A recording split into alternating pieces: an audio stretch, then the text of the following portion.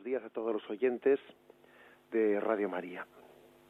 Un día más, con la gracia del Señor, proseguimos el comentario del Catecismo de nuestra Madre, la Iglesia.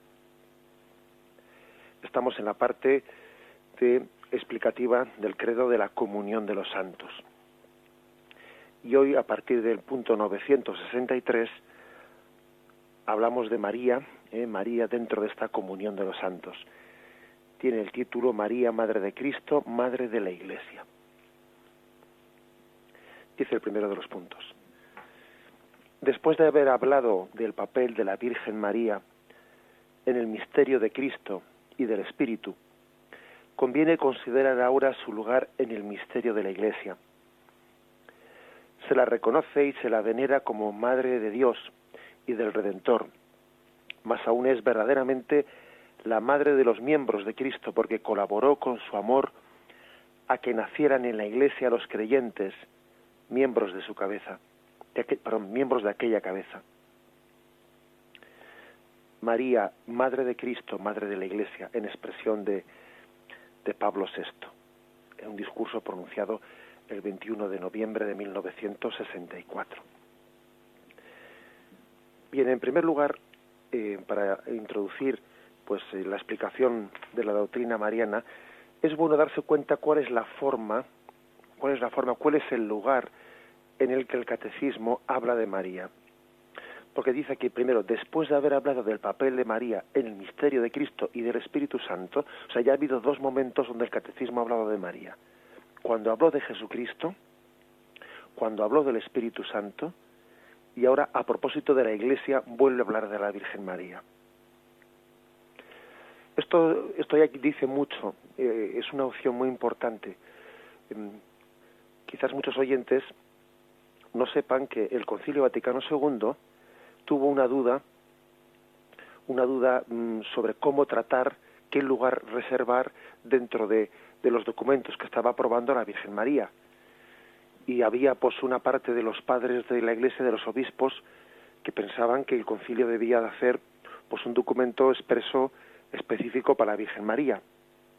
Especialmente eran de esta opinión los obispos del mundo hispano, de los obispos de los lugares en los que la tradición mariana estaba muy, muy desarrollada.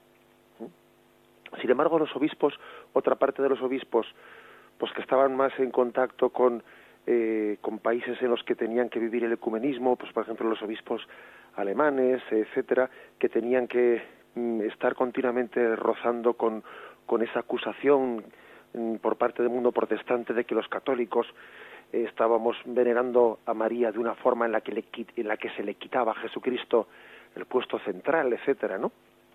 Ellos no eran favorables a tratar el tema de María como en un documento aparte, sino que ellos pensaban que se debía de integrar a María dentro de la Constitución, o sea, al hablar de la Iglesia en el Concilio Vaticano II, que María formase parte de ese misterio de la Iglesia, ¿no? La verdad es que en el Concilio Vaticano II hubo una gran unanimidad a la hora de aprobar los documentos, se aprobaban por una mayoría pero abrumadora, igual podía haber 2 o 3 votos contrarios, ¿no?, entre miles y miles de obispos. Y por supuesto que también hubo una gran unanimidad a la hora de aprobar el documento que es el capítulo 8 de la Lumen Gentium sobre María, pero en lo que discutían los obispos no era en el contenido, sino en cómo tratar, en si tratar a María aparte o tratar el tema de María integrado dentro del misterio de la Iglesia. Finalmente, por muy pocos votos de diferencia, decidieron tratar el tema de María dentro de la Iglesia. Y así se reservó el capítulo 8 de la Constitución sobre la Iglesia a María. Y bueno, en aquel momento aquello había sido una discusión muy, digamos, muy vehemente, y los hispanos habíamos mantenido la opinión de que se ensalzaba más la figura de María si se le reservaba un documento aparte para ella, ¿no? Pero luego digamos que la experiencia ha demostrado que el Señor sabe hacer las cosas y que esa forma de hablar de María, integrada plenamente, ¿no?, dentro del dogma católico, integrada plenamente en nuestra fe sobre Jesucristo, integrada plenamente en nuestra fe sobre el Espíritu Santo, integrada en nuestra fe sobre la Iglesia, esa forma de hablar de María la ensalza mucho más. María adquiere de esta forma pues un puesto más principal, se destaca más a María cuando se le une más a Cristo, se destaca más a María cuando se le une más al Espíritu Santo. No siempre el tratar aparte un tema es una manera de dignificarlo más, ¿no? Cuanto mejor o más cerca está o cuanto más tratemos de Cristo y más unida se vea la figura de María a Cristo, más estamos ensalzando a María. Cuanto más unida esté la figura de María al Espíritu Santo, más entonces estamos venerando a María, etcétera, etcétera. Por eso el catecismo, siguiendo ese mismo estilo que hizo el Vaticano II, va tratando de María en distintos momentos del catecismo.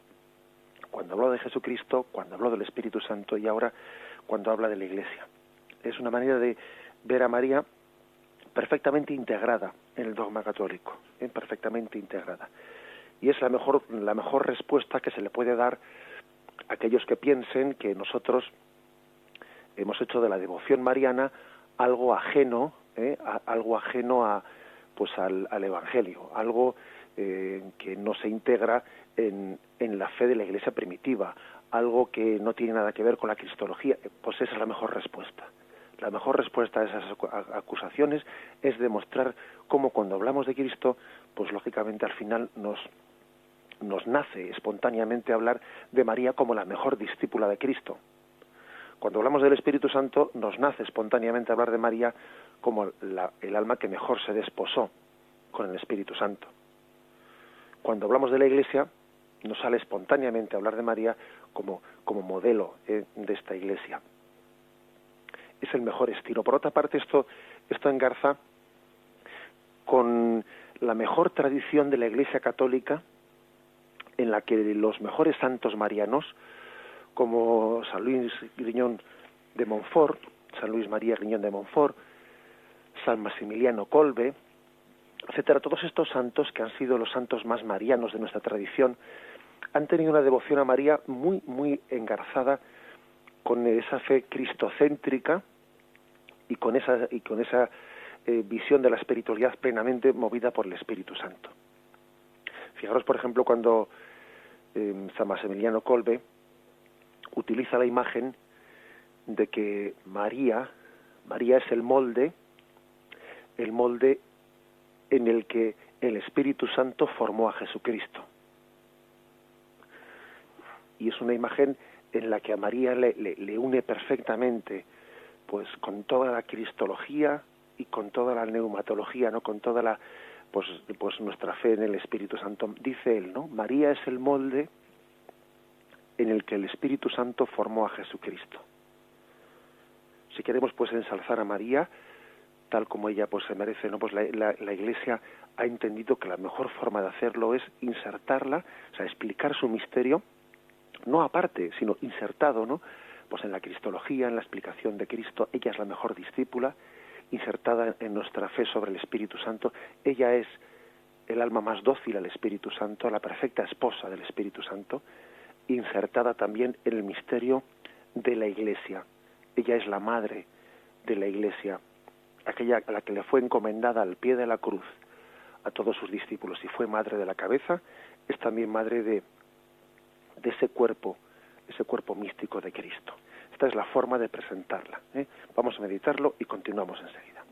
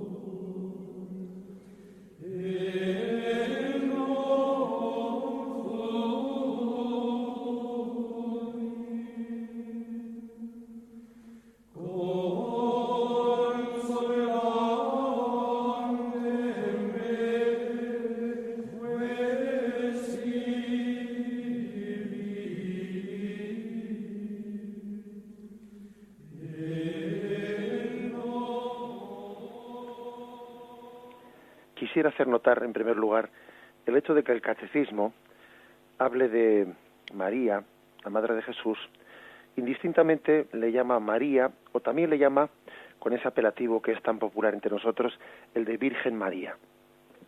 El punto 963 que hemos comenzado comentando dice: después de haber hablado del papel de la Virgen María, y creo que no tenemos que avergonzarnos jamás, ¿no?, de ese apelativo de Virgen María.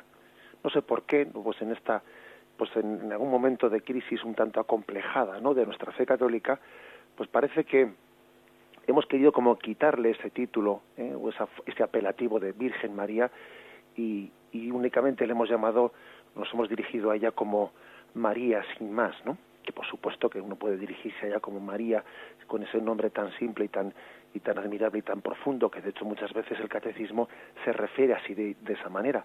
Pero yo quiero reivindicar, ¿no?, el hecho de que también el catecismo, de una manera indistinta, se dirija a ella con el nombre de María o de Virgen María. Digo que no tenemos que avergonzarnos nunca, ¿no?, de utilizar ese título de Virgen María, porque al llamarle Virgen a María, estamos recordando un misterio, que es que ese corazón ha estado unido pues virginalmente al Señor, ¿no?, desde su primer momento. O sea, incluso cuando en el Evangelio de la Anunciación María dice al ángel: ¿cómo será eso? Pues no conozco varón. Esa expresión suya de ¿cómo será eso? Pues no conozco varón, cuando estaba desposada con José, pues ella podría haber entendido que ese varón, o sea, que ese anuncio de que iba a ser madre de Dios sería a través de ese varón José con el que iba a casarse, ¿no? Entonces, ¿cómo dijo eso de ¿cómo será eso? Pues no conozco varón. Bueno, también eso nos da a entender que la vocación de María, ella recibió una vocación de desposorio virginal con el Señor desde el principio, que ella tenía una intención de unión virginal con el Señor, que tenía esa iluminación interior, ¿no?, desde muy joven, que así lo recibió desde el seno de su madre Ana. Es por lo tanto importante este título de Virgen María, porque vemos en ella pues una llamada muy especial a ser totalmente del Señor, a que su corazón esté puesto en él de una manera pues indivisa, ¿no?, que el núcleo del corazón de María pues sea totalmente de Yahvé, ¿no?, de Yahvé. Por lo tanto, ese es un detalle importante. El catecismo no deja en el olvido ese título de Virgen María como una forma de dirigirnos a ella, destacando que lo más nuclear es una virginidad no solo física, sino una virginidad de corazón, porque la virginidad es mucho más, ¿no?, que un aspecto físico. La virginidad, aparte del aspecto físico, ese aspecto físico no es sino un reflejo de la virginidad del corazón, un corazón virgen, es decir, un corazón que es totalmente de Dios. Un aspecto importante, por lo tanto. Y un paso más.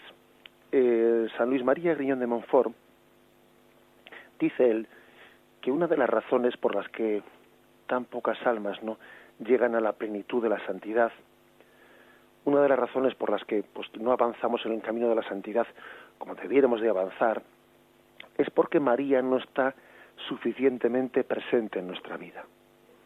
Eso lo dice él, lo destaca con mucha fuerza. Dice él que el que desea tener el fruto maduro debe tener el árbol del que procede el fruto maduro. Y dice, si Cristo es el fruto de la vida, a María le llama el árbol de la vida en el cual recibimos ese fruto. Esa es una manera en la que San Luis María Griñón de Montfort presenta a María como el árbol del que nos vino el fruto de la vida.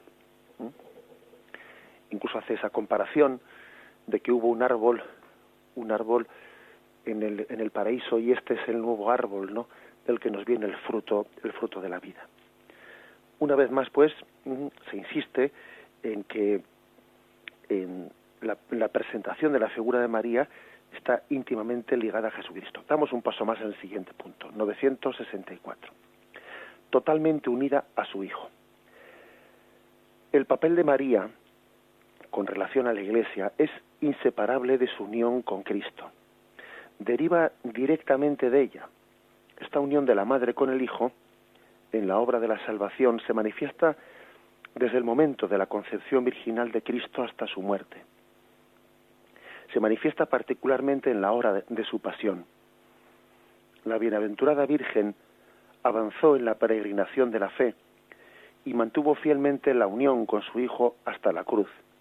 Allí, por voluntad de Dios, estuvo de pie, sufrió intensamente con su Hijo y se unió a su sacrificio con corazón de madre, que llena de amor daba su consentimiento a la inmolación de su Hijo como víctima. Finalmente Jesucristo, agonizando en la cruz, la dio como madre al discípulo con estas palabras: mujer, ahí tienes a tu Hijo. Hay una forma, por lo tanto, de explicar a María como que es la que está totalmente unida a su Hijo. Incluso el hecho de que especialmente se presente a María como dando a luz a la Iglesia al pie de la cruz, pues tiene un profundo sentido de corredención junto con Jesucristo. María está también ahí teniendo un parto, ¿no? Si tuvo un parto milagroso, el parto virginal de Jesucristo, sin embargo, este otro parto, el parto de dar allí a luz a la Iglesia, fue un parto doloroso, un parto en el que esta vez sí, María sangró profundamente en su corazón, entendió que aquellas palabras de que una espada le iba a atravesar el corazón se estaban cumpliendo. María nos dio a luz con dolor al pie de la cruz. Nos dio a luz en un parto en el que ella se asoció a la pasión de Jesucristo. Fijaros bien, yo creo que lo grandioso, lo que destaca el catecismo de María, es que lo propio de una madre es tener un amor carnal en el que lo que quiere es evitar que su hijo sufra. Eso es lo que le sale un poco por instinto natural a una madre, ¿no? Que mi hijo no sufra. Que mi hijo no sufra. Sin embargo, es mayor, ¿no?, el amor espiritual, el amor en Dios que tiene María a su hijo, que el amor carnal. Y por eso María no le disuade a Jesús de su entrega a la cruz. Más bien con su presencia, Jesús encuentra un auténtico aliciente, un aliciente que le estimula la fidelidad en el camino de la cruz. Eso es una de las cosas que más tenemos que subrayar, ¿no? Que María no disuadió a Jesús de su entrega. A veces el amor posesivo que puede tener, ¿no?, la madre hacia el hijo, pues parece que le quiere evitar cualquier tipo de sufrimiento, o le quiere poseer, y entonces lo que no quiere es que salga de casa, ¿no? Sin embargo, vemos a María como en las bodas de Caná casi le impulsa a su hijo a que comience su actividad pública, que haga aquel milagro de las bodas de Caná. A veces el amor carnal lo que hace es querer poseer al hijo y no darlo a los demás. Sin embargo, María ama profundamente a su hijo Jesús, pero es para él un estímulo en su entrega en la cruz. Es un estímulo porque ella se convierte en un fiel espejo, en un espejo en el que Jesús encuentra también aquella compañera que la providencia le había querido poner a Jesús camino de la cruz. María acompaña a Jesús camino de la cruz. María es estímulo para Jesús para entregar su vida a Dios Padre. Cada vez que Jesús mira a María desde la cruz, es como si Jesús escuchase: hágase, hágase. Entonces Jesús ha aprendido humanamente de María a decir hágase. Desde el punto de vista divino, Jesús como el verbo de Dios que es, él desde toda la eternidad él ha dicho hágase la voluntad del Padre, ¿no? Pero como hombre él ha aprendido de María a decir hágase. Y entonces María es un gran estímulo, gran estímulo para que Jesús también desde la cruz pronuncie su hágase. Es maestra, pues, del abrazar la voluntad de Dios desde el punto de vista humano. Jesús, en su educación humana, aprendió de María a abrazar la cruz. Podemos llegar a decir esto como misterio tan grande. Vamos a meditarlo y ahora continuamos.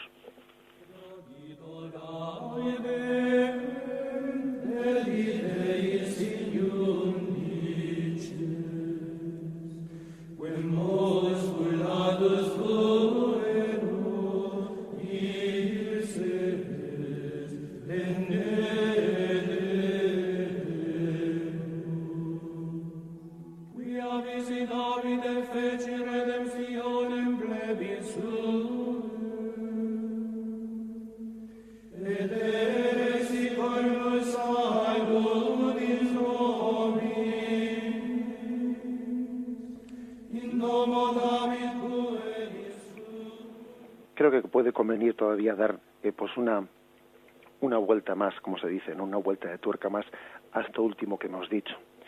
Me refiero al hecho de que todo aquello que Jesús humanamente pudo aprender de María y de José, porque claro, nosotros cuando leemos los evangelios, pues evidentemente en ellos estamos recibiendo pues una predicación del reino de Dios que Jesús, pues como hijo de Dios que era, pues él tenía esa iluminación interior propia de su condición divina, ¿no?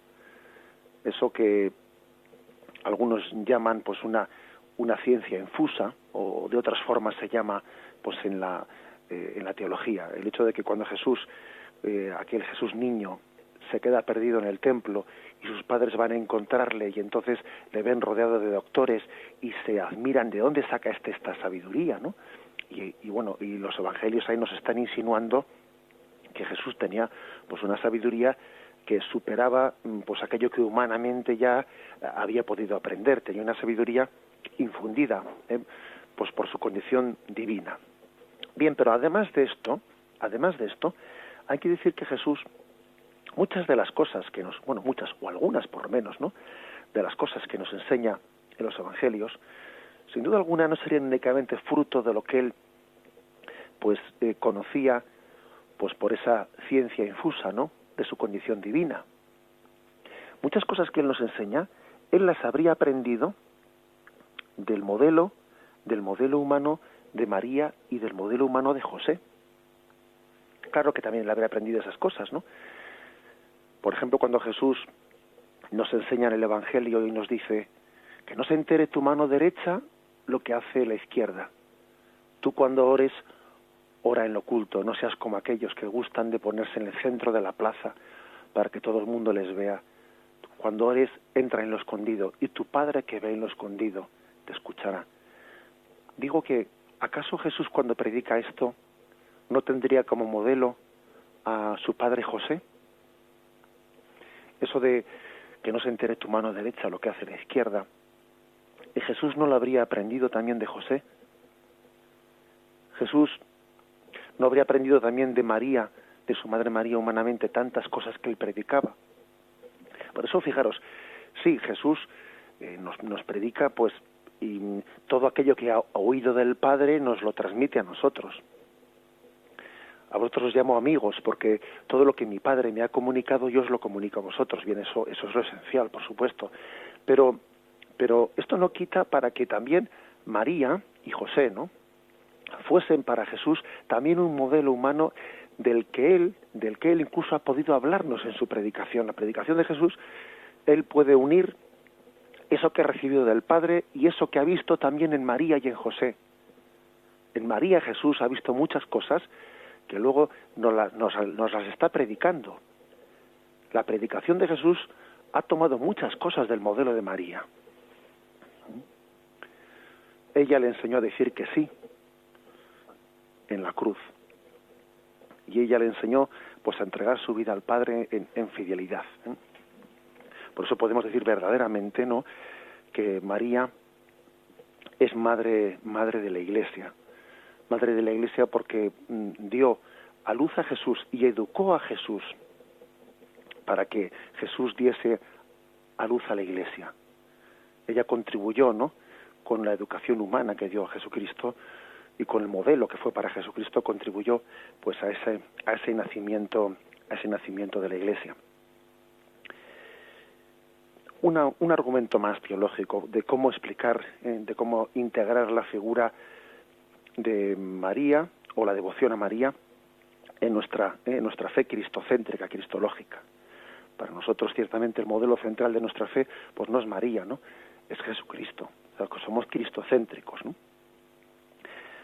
Ahora, también recordáis, no sé si recordáis una anécdota que tuvo lugar pues en uno de los viajes que Juan Pablo II hacía por todo el mundo, ¿no?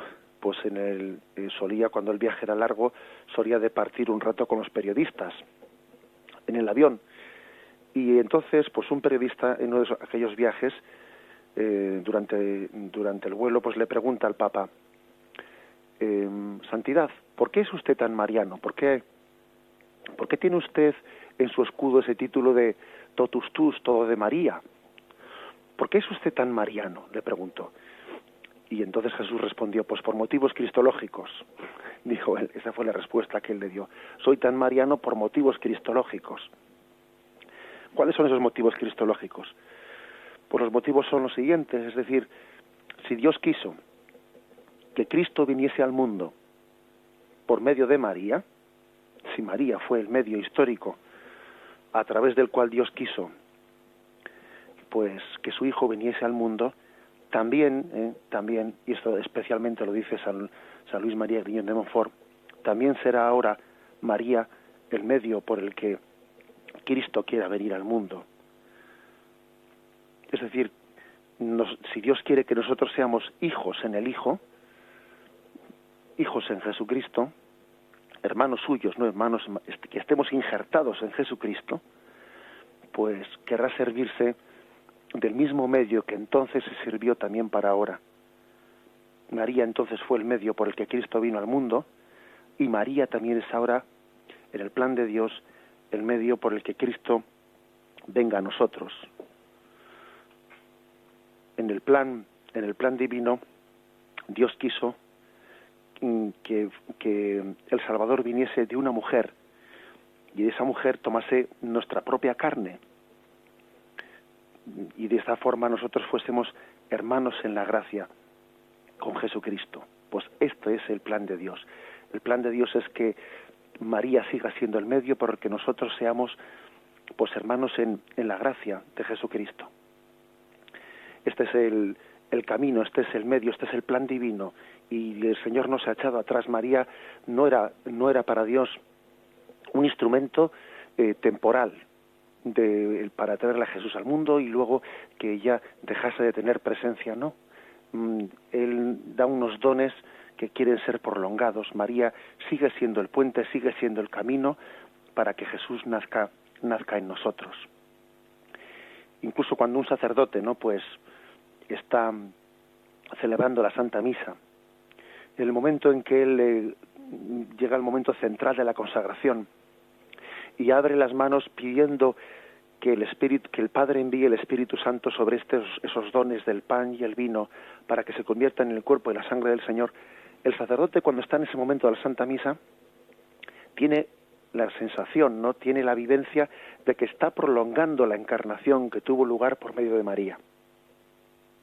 Por medio de María. La Iglesia tiene esa figura pues también materna de volver a dar a luz a Jesús, volver a hacerle presente y volver a darle a luz para el mundo.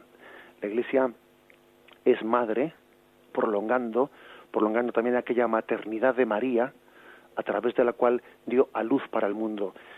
El sacerdote pide al Padre que envíe el Espíritu Santo para que aquel pan y aquel vino se conviertan en el cuerpo y la sangre de Cristo, como ocurrió en el seno de María, para darlo a luz al mundo, para darlo a comer al mundo, para que sea alimento para el mundo. La Iglesia pues prolonga esa imagen de maternidad que tuvo María pues en su vocación, en su razón de ser. Lo meditamos y continuamos enseguida.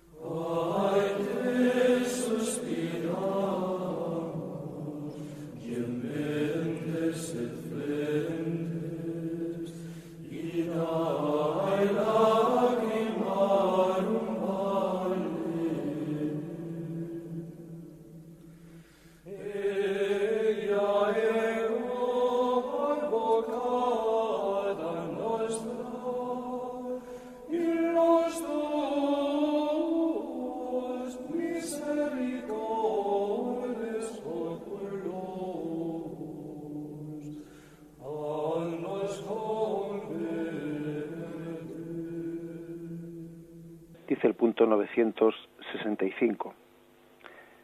Después de la ascensión de su Hijo, María estuvo presente en los comienzos de la Iglesia con sus oraciones.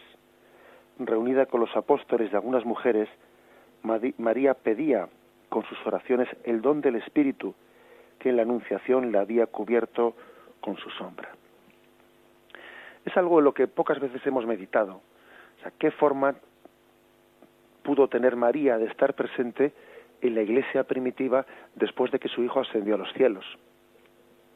Si el Señor le dijo a Juan, ahí tienes a tu madre, ahí tienes a tu hijo, le dijo luego a María, y dice el Evangelio, desde aquel momento Juan la recibió en su casa, la recibió como una de sus cosas, no como su tesoro preferido. No sabemos cuánto tiempo pasó María en casa de Juan. No sabemos cuánto tiempo pasó entre ese momento en el que Jesús asciende a los cielos y luego tiene lugar la venida del Espíritu Santo y la dormición de María. ¿Cuántos años fueron? No lo sabemos. Pero sí que es bueno, este punto 965, ¿no? Casi nos pide que hagamos pues un esfuerzo de imaginación y de reflexión sobre qué papel tuvo María en aquellos años. Fuesen muchos o fuesen pocos, no lo sabemos. Hay distintas tradiciones también de dónde pudo estar María. Algunos dicen que en Éfeso, etcétera. Bueno, pues no lo sabemos seguro. Pero lo importante es imaginarnos en conformidad, ¿no?, con los datos que tenemos, cuál fue el papel de María. Por una parte, aquí se insiste, se subraya mucho en este punto del catecismo el papel que tuvo ella de orar pidiendo la venida del Espíritu Santo. María ejerce una función eminentemente contemplativa en aquel momento en la Iglesia. Contemplativa parece que es como aquella que atrae el Espíritu Santo a la Iglesia, como un pararrayos en el sentido no de atraer algo que destruye, sino algo que edifica, algo que constituye la Iglesia. María atrae, tiene esa fuerza de atracción. Dentro del cenáculo es verdad que el Espíritu Santo vino a todos los allí presentes, ¿no? Pero si alguien había que tenía esa fuerza de atracción hacia el Espíritu Santo dentro de aquel cenáculo, era María. Por eso se le describe a ella rodeada del colegio apostólico y con unas lenguas de fuego, ¿no?, encima de cada cabeza, y la lengua de fuego que está encima de la cabeza de María todavía es superior, es más grande a la de los demás. María atrae el Espíritu Santo, pero lo hermoso es que lo atrae no solo para ella, sino para todos. Para todos. El Espíritu Santo no vino solo sobre su cabeza, sino sobre la de todos los apóstoles. Vino en virtud de esa fuerza de atracción que tenía María, ¿no?, de ese don del amor de Dios que se complace en María, como que María es el jardín de Dios. María es así también la describen algunos santos padres, ¿no? María es el jardín de Dios en el que Dios se complace en pasear. Es el lugar más bello de la creación al que Dios se complace en venir. Allí tiene Dios su descanso, en ese jardín hermoso. Por eso el Espíritu Santo viene con fuerza a María y en torno a María a toda la Iglesia. Tiene una fuerza pues de atracción impresionante, ¿no? María y el Espíritu Santo son como dos polos que se atraen. María tiene sed del Espíritu y el Espíritu también se complace en descansar en ese hermoso huerto, en ese hermoso jardín, ¿no?, que es María. Por eso la primera función de la Virgen María es atraer el Espíritu Santo hacia su Iglesia, atraerlo. El Espíritu Santo se goza de habitar en la Iglesia porque en ella está María y la Iglesia es imagen de María, ¿no? Bien, pero además de esto, después del día de Pentecostés, María seguiría orando, ¿no?, porque sabemos que el Espíritu Santo está continuamente viniendo. Nosotros pedimos un año que venga el Espíritu Santo pues en Pentecostés y el siguiente año lo seguimos pidiendo, porque no es un don puntual, ¿no?, sino que el Espíritu Santo continúa viniendo. Pero también creo que es otro aspecto de lo que allí María hizo o cómo vivió aquellos años, nos lo podemos imaginar pues en que María, pues claro, con toda seguridad, con toda certeza, María participaría en la Eucaristía, en la Eucaristía desde el primer domingo. María asistiría como la primera de los fieles cristianos a la Eucaristía y María comulgaría. Claro que comulgaría y María recibiría a su Hijo Jesucristo. No olvidemos que la Eucaristía fue celebrada desde el primer domingo. La Iglesia celebró la Eucaristía, un poco más tarde pasó a celebrarse todos los días, ¿no? Pero al principio la Eucaristía se celebraba los domingos. Bueno, pues María estaría recibiendo a Jesús y debemos de meditar de qué forma lo recibiría, qué unión tan grande podría tener María a través del sacramento de la Eucaristía con su Hijo. Es una gran ayuda para que nosotros, cuando nos acerquemos a la comunión, pues le pidamos a María la gracia de tener una unión sacramental con Cristo como ella la pudo tener. María estaba recibiendo en el sacramento de la Eucaristía a quien ella había llevado en su seno. Estaba recibiendo el cuerpo y la sangre que había sido engendrado en su seno.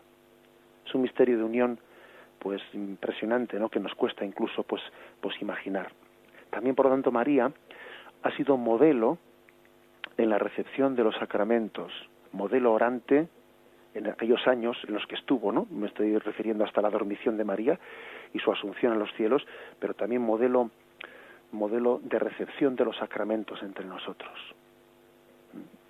Es un alma materna que nos ha enseñado perfectamente pues a ser iglesia y a vivir en iglesia. No nos imaginamos una María pidiendo para ella un estatus un poco fuera de la iglesia, sino plenamente integrada en la vida de la iglesia, plenamente integrada, consolando a los apóstoles en medio de las persecuciones que estaban teniendo, consolando a la primitiva comunidad cristiana en medio de las incomprensiones, en medio del rechazo que estaba recibiendo en las sinagogas.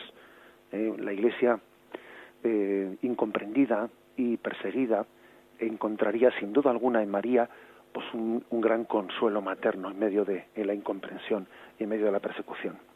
Posiblemente cuando los cristianos se acordaban de aquellas palabras de Cristo: bienaventurados cuando os persigan, cuando digan contra vosotros cualquier tipo de calumnia por mi causa. Alegraos entonces.